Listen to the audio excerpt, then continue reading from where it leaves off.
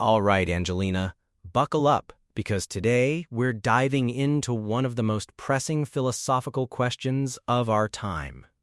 If animals could talk, which species would be the rudest? Oh, Matt, I love this. This is a fantastic question.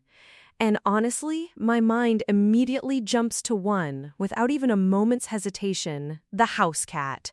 Full stop, the absolute rudest. See, I knew you'd go there. It's such an obvious, low-hanging fruit, but for good reason. Imagine a cat.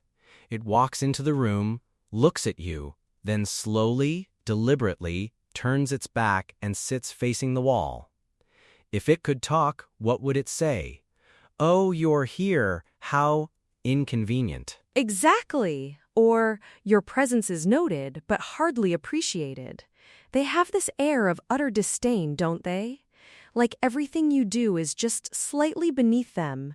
You try to pet them, and they might grace you with one head bunt, then immediately demand food, and then walk away mid-stroke as if you've offended their royal sensibilities. And the judging. Oh, the judging. They just sit there, eyes narrowed, watching you eat your meal. You just know they'd be muttering things like, "You call that cuisine? Pitiful. You couldn't even catch a proper mouse if it volunteered." Just a constant stream of passive-aggressive commentary on your life choices. The passive aggression is key. My cat Mittens is a master. She'll stare at her empty food bowl, then at me, then back at the bowl, then back at me, with this slow, deliberate blink that just screams, "Do I need to draw you a diagram, human? My sustenance is not appearing magically." Never a meow, just the look. If she could talk, she'd say, "Are you quite finished with your reverie? Some of us have nutritional requirements that do not align with your ponderous pace." And then when you finally give her food, she'd sniff it, give a tiny, dismissive paw flick, and then maybe eat it, but not before making you feel like you just delivered a cold pizza to a five-star restaurant. Absolutely. And then the audacity to knock things off shelves just to watch them fall, as if to say, "Oh, did you need that? My apologies." Not really. The sheer destructive indifference. It's not malice, it's just pure, unadulterated, "I'm better than you" energy. Okay, so cats are a strong contender, but let's move beyond the domestic. Let's think wild. My next pick for rudest animal, if it could talk, would have to be the goose. The common, garden variety goose. Oh, Matt, yes! The goose. I almost went there. They are aggressively rude. Like they don't even wait for you to do something wrong. You just exist in their vicinity, and they're already giving you the "what are you looking at" stare. Exactly. They're like the bouncers of the pond, but they didn't get hired. They just are bouncers. You walk past and they honk at you, hiss, stretch out their necks. If they could talk, they'd be screaming, "Oi, this is my patch. Move along, sunshine. You think you can just saunter by? Not on my watch." It's pure, unprovoked aggression. And then they actually chase you. I was once walking in a park, minding my own business, and a goose just decided I looked suspicious. It full-on sprinted at me. If it could talk, it would have been shouting obscenities, wouldn't it? "Get out! This fountain is mine!" Oh, absolutely. And they leave their droppings everywhere, without a shred of remorse. "Oh, you wanted to sit on that bench? Too bad, I claimed it for my digestive output." They're the ultimate litter bugs with a superiority complex. They just exude, "I'm a nuisance, and I know it, and I revel in it." The sheer lack of consideration. No "excuse me," no "oops," just honking and pooping and asserting dominance. Their rudeness isn't subtle like a cat's, it's right there, in your face, flapping its wings and demanding respect it hasn't earned. They truly are the neighborhood bullies of the bird world. And you know what? I think swans are a close second to geese. They look all graceful and majestic, but that's just a facade. Underneath, they're pure, unadulterated snobbery. Don't even think about admiring my beauty too closely, commoner. I agree. Swans are like the wealthy aristocratic geese. Their rudeness would be more refined, wouldn't it? Darling, could you possibly move your ghastly picnic blanket? You're quite ruining the aesthetic of my morning swim. Pure condescension. Yeah, they'd be critiquing your fashion sense while simultaneously trying to drown your dog. It's a very specific brand of rude.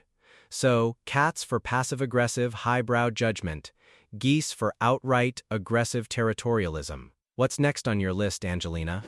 Okay, this one is a bit different, but I think the raccoon. They're sneaky, they're opportunistic, and they have absolutely no respect for personal property or boundaries. If they could talk, they'd be the kind of rude that just takes what it wants and then sneers at you. Oh, the masked bandits. I like that. Imagine a raccoon rummaging through your garbage can. You confront it, and it just slowly turns its head, stares at you with those beady eyes, and says, "What? Are you finished with this?" It's clearly surplus, finders keepers. And then it just continues, unbothered. Yes, and they'd probably add something like, "Honestly, your recycling methods are atrocious. This could have been sorted better." They'd critique your waste management while simultaneously destroying it. They're the ultimate "I'm doing you a favor" kind of rude. They would leave the mess for you, of course. "Oh, you expected me to clean up after myself? How quaint. I'm a busy creature of the night, darling." They'd talk like they're doing you a public service by emptying your bins all over the lawn. Total disregard. Absolutely. It's like they feel entitled to everything, and they're just too important to care about your petty human rules. They'd probably be complaining about the quality of your leftovers as they're scarfing them down. This is rather bland, isn't it? Could use more spice. That's good. The raccoon's rudeness is like the entitled neighbor who borrows your tools and never returns them, and then complains about the quality of the tools. You call this a wrench? Honestly, I expected better from you. Total audacity. Spot on. Okay, what's your next contender, Matt? Something that's not immediately obvious, maybe? Okay, this might be a controversial one. I'm going with the honey badger. Now hear me out. Their motto is literally, "The honey badger doesn't care." If they could talk, they wouldn't just be rude, they'd be brutally, unapologetically offensive. Oh, that's a brilliant pick. Because their entire existence is built on a foundation of, "I fear nothing and I will take what I want." They wouldn't even register your existence as a potential threat, just a minor obstacle. Their rudeness would be pure nihilism, wouldn't it? Exactly. If you're a lion, they'd say, "Excuse me, are you going to finish that? Because I'm taking it." If you protested, they'd just shrug and say, "Cry me a river, princess. I've got places to be, and things to eat. Your feelings are not my concern." They wouldn't even bother with passive aggression. It's just pure, blunt disrespect. They wouldn't sugarcoat anything. "You look weak, your hunting skills are deplorable, move aside." No pleasantries, no tact. It's just brutal honesty mixed with an absolute refusal to acknowledge any social niceties. Their rudeness would be almost refreshing in its directness, if it wasn't so terrifying. It's the kind of rudeness that would make you question your entire life. You'd be like, "Am I actually that pathetic?" And the honey badger would just confirm it with a venomous stare and a, "Yep." They are the ultimate, "I don't care about your feelings, get out of my way" kind of creature. So, we have the aloof, judgmental cat, the aggressive, territorial goose, the opportunistic, entitled raccoon, and the brutally honest honey badger. We're covering all the rude bases here. We are, but I'm going to throw in a curveball for an honorable mention, the seagull. Not quite as rude as a goose, but they have a very distinct brand of rudeness. Oh, the seagull. Yes. They're like the pickpockets of the sky. Their rudeness is completely self-serving and devoid of shame. "That chip you just bought? It's mine now, sucker." Exactly. They'll dive bomb you, steal food right out of your hand, and then just fly off with this triumphant caw, which, if translated, would definitely be, "Haha, got your fries, human. Enjoy your hunger." And then they look back at you like, "What are you going to do about it?" And there's no way to reason with them. You can shout, you can wave, they just don't care. Their rudeness is born from pure, unadulterated gluttony and a complete lack of personal boundaries. They're the rude tourist who elbows you out of the way for a picture, but in bird form. Spot on. So, what about animals that are rude in a less aggressive, more dismissive way? I'm thinking about certain primates.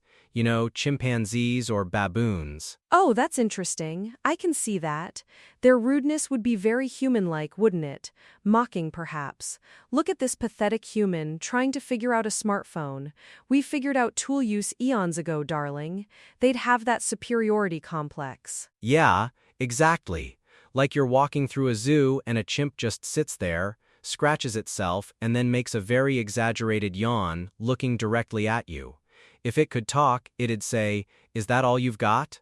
Honestly, this is dreadfully boring. Next act, please." They'd be the kind of rude that makes you feel incredibly self-conscious, like they're analyzing your every move and finding it all incredibly pedestrian. Your posture is terrible, your hair is a mess. You call that a conversation? They'd be the ultimate social critics. And the throwing of things. If they could talk, they'd be like, "Here, have some of my, well, it's a gift, don't touch it. But it's for you, just to mess with you." Their rudeness would be playful, but deeply insulting. Oh, that's true. It's that deliberate act of disrespect coupled with an almost childlike glee in your discomfort. They're like the mean kids on the playground, but with opposable thumbs and superior intellect. So, we've got the spectrum covered, from the subtle, aristocratic sneer of the cat to the outright, brutal I don't care of the honey badger. But what about animals that are just naturally grumpy? Like, they don't even mean to be rude, they just are. That's an interesting distinction. I think of the badger again, but maybe the domestic donkey? They have a reputation for being stubborn. If a donkey could talk, its rudeness might just be a constant, "No, I don't want to, I will not move. What are you going to do about it?" Oh, the donkey. That's a great one. Their bray is already pretty assertive. If they could talk, it would be, "Hee-haw, that's my opinion. What, you don't like it? Tough beans." They'd just be contrarian for the sake of it, wouldn't they? Completely.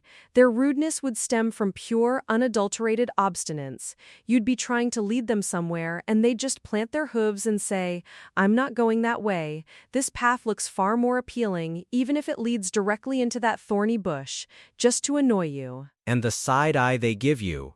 If they could talk, it would be, "You really think that's a good idea, human? You, with your tiny brain and even tinier hooves? I think not." They'd be the ultimate "I told you so" animal, even if you never asked for their opinion. It's a very specific kind of slow, deliberate rudeness, isn't it? It's not aggressive, it's just, "I'm not doing that, and I'm going to make sure you know how little I care about your plans."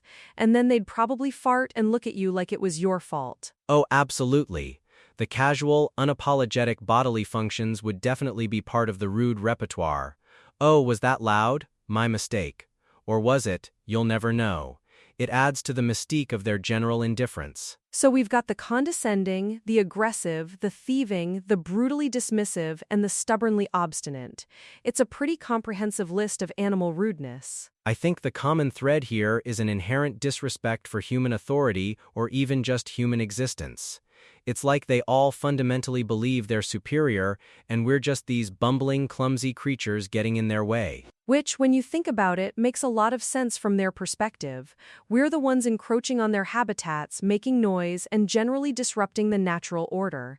So their rudeness is almost a defense mechanism, a way of asserting what little control they have. That's a very empathetic way of looking at it, Angelina. I appreciate that. But still, the imagined insults would sting. "Your driving is abysmal, human. Did you even learn to hunt?" Pathetic. Imagine your dog talking, but instead of walkies, it's another walk? Really? You call that exercise? My ancestors hunted mammoths, you know. Haha! Oh, the humble dog would suddenly become a judgmental fitness instructor. That would be quite a twist. I think it really highlights how we project our own understanding of communication and social norms onto animals, and how easily they could shatter those illusions if they truly conversed. It certainly would make life a lot more interesting, and probably a lot more offensive. You'd never look at a squirrel the same way if it chatted up your window with, "Another nut? Is that all you've got? Honestly, your foraging skills are embarrassing." So, to wrap this up, Matt, if you had to pick one, the ultimate rudest animal that would just make you want to walk away in offended silence. Oh, that's tough. The honey badger is brutally effective, but the sheer, consistent, passive-aggressive judgment of the house cat, I think that would wear me down the most. Just constant, quiet disdain. That's a soul crusher. What about you? You know what? I'm sticking with the goose, because their rudeness is so overt, so aggressive, and so completely unprovoked. It's just pure, I hate you and everything you stand for energy. Even if you're just trying to enjoy a quiet afternoon, it's too much. Fair enough. Both very solid, very rude choices. This has been a fascinating and frankly slightly terrifying thought experiment. It really has. It makes you wonder what our pets are really thinking. Hopefully it's not all insults and judgment. Right? All right, everyone. Thank you so much for joining us on this exploration of animal rudeness. We'd love to hear your thoughts. Which animal do you think would be the rudest if they could talk? Let us know in the comments below. And if you enjoyed this discussion, please hit that like button and subscribe to our channel for more wild theories and fun conversations. We love having you here. Until next time.